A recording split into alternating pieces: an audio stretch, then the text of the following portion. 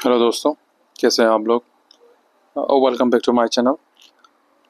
आज मैं आप लोगों का आसाम का सबसे ज़्यादा मतलब कि रिकॉर्डेड जो एग्ज़ाम हुए हैं अब तक की, उनमें से सबसे ज़्यादा रिकॉर्डेड एग्ज़ाम जिसमें कैंडिडेट लोगों ने पार्टिसिपेट किया है।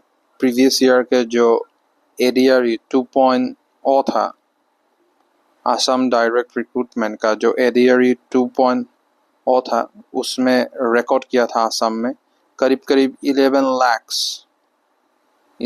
lakhs applicant has applied for this examination, or you can say they directly sat for this examination.